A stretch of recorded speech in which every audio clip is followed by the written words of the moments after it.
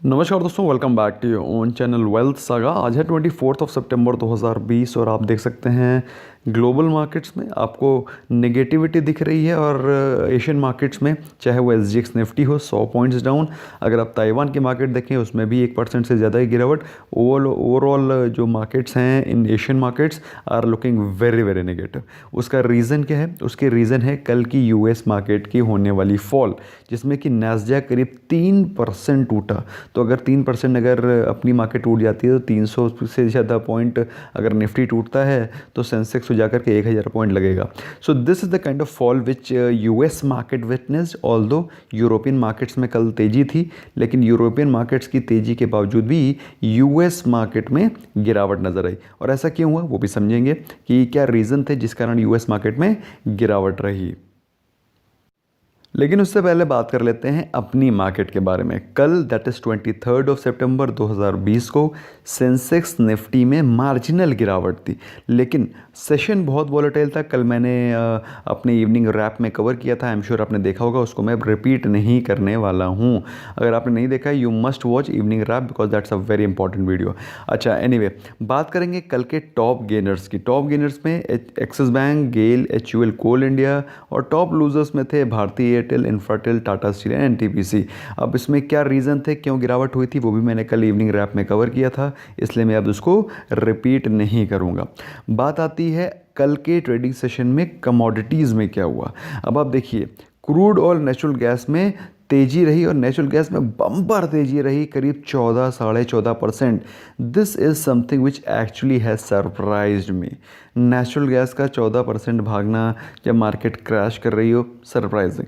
लेकिन जो चीज़ आपके लिए जानना अच्छी है और पॉजिटिव है वो है गोल्ड हैज़ गॉन बिलो 50,000। और ये चीज़ मैंने कल आपको अपने इंस्टाग्राम पे भी पोस्ट करी थी।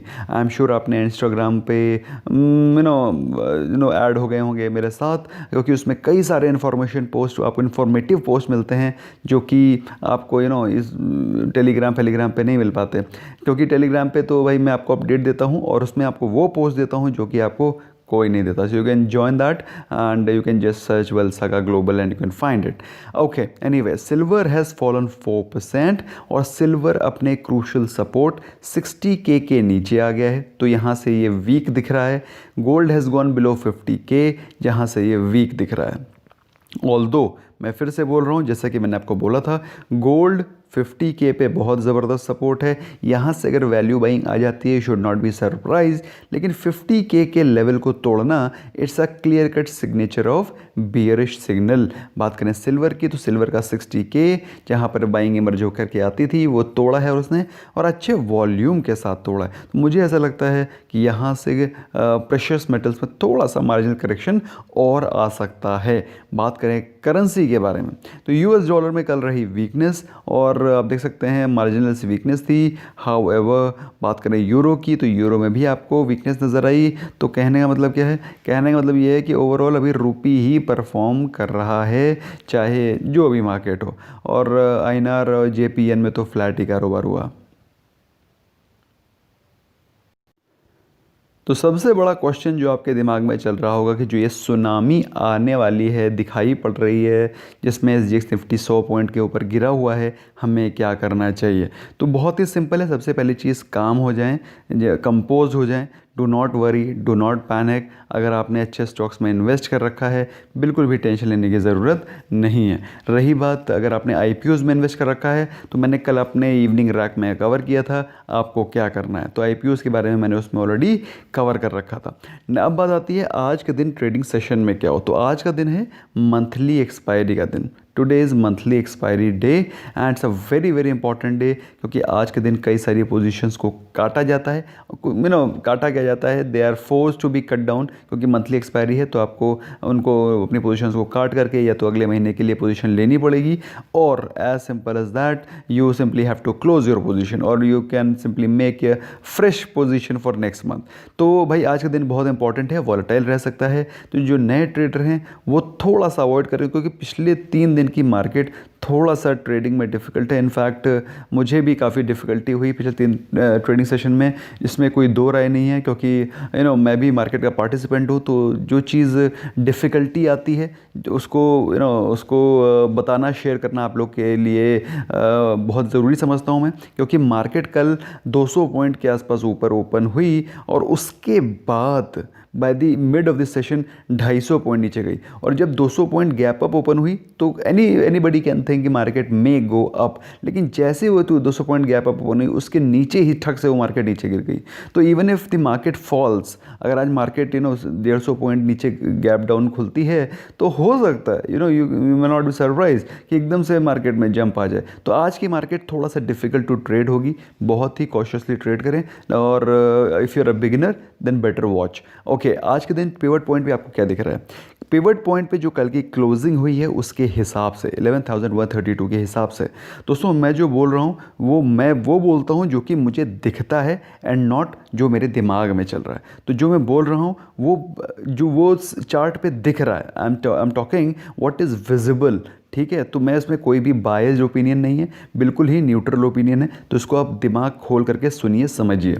11,131 11,132 के कल की क्लोजिंग के हिसाब से जो ऊपर के रेजिस्टेंस हैं दैट इज़ 11,250 एंड 11,400, ये ऊपर के लेवल के रेजिस्टेंस हैं जहां पर निफ्टी जाके नीचे आ सकता है। लेकिन आज के दिन जो बियरिश हालात लग रहे हैं उसके लिए मेरे हिसाब से ऊपर के लेवल डिस्कस करना विल बी फुलिशनेस। अब बात करते हैं नीचे के लेवल की।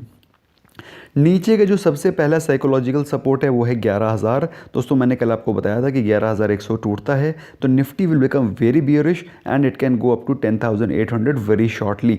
बोला था कि नहीं बोला था? बोला था। आप लोग को लिखने की ज़रूरत नहीं है कि येस वेस लिखने की ज़रूरत नहीं है, क्योंकि आपको दिल में मालूम है कि मैंने बात बोली थी। एनीवे, तो हम लोग बात करेंगे आज के ट्रेडिंग सेशन में क्या हो सकता है। आज के ट्रेडिंग सेशन में अगर निफ्टी 11,000 तोड़ता है जो कि इसका साइकोलॉजिकल सपोर्ट है, 10,800 तो बनी हुई बात है, इसमें कोई डाउट नहीं है, वो आ ही जाएगा आज, नहीं तो कल, नहीं तो परसों। अदरवाइज़ आज के दिन को जो सपोर्ट दिखाई पड़ रहे हैं वो 10,900 के स्ट्रॉन्ग सपोर्ट दिख रहे हैं।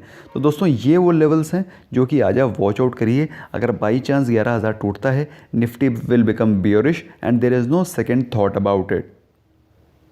बात करें निफ्टी बैंक के बारे में, तो ऑल्दो निफ्टी बैंक ने कल सरप्राइज़ तो क्या ही किया, 39 पॉइंट्स की अपसाइड थी। 39 पॉइंट्स की अपसाइड को कोई अपसाइड नहीं कहा जाएगा। फिलहाल बात करें कल की ट्रेडिंग सेशन की, 21,178 पे क्लोजिंग हुई। ऊपर के जो रेजिस्टेंस दिख रहे हैं जो कि है 21,400, उसके बाद 21,650। तो निफ्टी बैंक में आपको कोई वॉलेटिलिटी दिख सकती है, इसलिए आपको ये पॉइंट्स दोनों के समझना ज़रूरी है कि बाई चांस अगर कहीं अपसाइड हो गई, 21,400 क्रैक कर गया, कोई पॉजिटिव न्यूज़ आ गई, कोई अच्छी न्यूज़ आ गई मार्केट में, तो आपको ये लेवल्स वॉच आउट करके रखने पड़ेंगे। लेकिन अगर कहीं क्रैक डाउन आता है तो 20,900 मतलब 21,000 टूटता है तो 20,900 गारंटीड है। और उसके बाद अगर ज़्यादा वीकनेस आ जाती है तो 20,550 के लेवल भी आपको दिखाई पड़ सकते हैं। So please note this point, note down this level somewhere so that this becomes handy to you. जब आप ट्रेडिंग कर रहे हो तो आपके लिए हैंडी होगा। दोस्तों मैंने आपको बताया था कि FIIs खरीदारी कर रहे हैं, खरीदारी करे जा रहे हैं। जिस दिन वो बिकवाली शुरू करेंगे उस दिन त्राहिमाम होगा, और वही हुआ।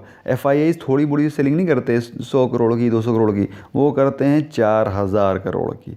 तो 4,000 करोड़ की मार्केट में कल मार्जिनल गिरावट थी, आज ज़्यादा गिरावट होने वाली है, क्योंकि कल से सेलिंग उन्होंने स्टार्ट करी है। FIIs ने सेलिंग करी तो कोई तो खरीदेगा ही, जो कोई बेचेगा तो कोई खरीदेगा। तो खरीदने वाले हैं DIIs, लेकिन वो उतना नहीं खरीद पाएंगे जितना FIIs बेचेंगे। आपको मेरी बात समझ में आ रही है? जितना वो बेचेंगे उतना DIIs खरीद नहीं पाएंगे। इसीलिए मैं कहता हूँ कि जब FIIs बाइंग करेंगे तो मार्केट ऊपर जाएगी, जब FIIs सेलिंग करेंगे तो मार्केट गिरेगी, क्योंकि once they sell heavy and nobody will be able to buy that quantity. और इसी कारण सप्लाई ज़्यादा हो जाएगी, डिमांड कम होगी। और DIIs ने खरीदा जरूर 1629 करोड़, लेकिन they can not buy 4,000 crore worth of equity daily. तो आज गुड न्यूज़ क्या है भाई? गुड न्यूज़ ये है कि जॉनसन एंड जॉनसन ने फेज़ 3 के वैक्सीन के ट्रायल स्टार्ट कर दिए हैं US में। Positive sign. HDFC कुछ फंड रेज कर रहा है, गुड फॉर HDFC, 5,000 करोड़ रुपए। गोल्ड 50,000 के नीचे चला गया है, good for people who are waiting for their sisters marriage, who are waiting for their own marriage और maybe for their family members marriage. तो उनके लिए अच्छी चीज़ है भाई। जो चीज़ आपको भी 55,000 में चल रही थी, 60,000 के पास पहुँचने वाली थी, वो आपको 10% सस्ती मिल रही। Good news, overall a good news. बात करें नेगेटिव न्यूज़ की, कोरोना के केसेस वर्ल्ड वाइड बढ़ते चले जा रहे हैं, no second thought about it. बात करें इंडिया के बारे में, India has reached 90,000 plus deaths, unfortunate deaths in India. बात करें केसेस की, 56 लाख लोग इफेक्टेड हैं और करीब 45 लाख लोग रिकवर भी कर गए हैं। 83,000 के नए केसेस आए कल, unfortunate but that's how the things are. WHO chief ने एक फिर से स्टेटमेंट बोला है, उन्होंने बोला है कि जो गारंटी नहीं है जो वैक्सीन बन जाएगी वो इफ़ेक्टिव ही हो, कोई गारंटी नहीं है। बन जाए, चले ना चले, फुस हो जाए, क्या होगा। अगेन मतलब समाओ जो भी है वो तो बड़े आदमी है, कुछ भी बोल सकते हैं। बट अभी जो चीज़ पैदा ही नहीं हुई है, बच्चा पहले तुम कह दो, पैदा होने से पहले कह दो पता नहीं वो गुंडा बनेगा नहीं बनेगा। अरे भाई क्यों बोल रहे हो, थोड़ा वेट तो कर लो, पैदा तो हो जाओ, ग्रूम तो हो जाने दो पहले ही। Anyway, he is a big man, I can't comment. Anyway, next coming to US में इकोनॉमी के स्लो डाउन होने के बहुत सीधे सीधे आसार नज़र आ रहे हैं, क्लियर कट, क्योंकि वहाँ पे स्टिमुलस पैकेज का अनाउंसमेंट फ़िलहाल नहीं किया गया है। उसके चलते US मार्केट में कल 3% की गिरावट नज़र आई। और अगर US स्लो डाउन होगा दोस्तों, ये चीज़ हमेशा समझ लेना कि US is one of the biggest economies, और अगर US में स्लो डाउन आता है तो world will actually face a lot of serious trouble. आधी से ज़्यादा इकोनॉमीज़ वर्ल्ड की, और बल्कि if I am not saying India की भी, तो कोई गलत नहीं बोल रहा हूँ, वो US के भरोसे चलती है।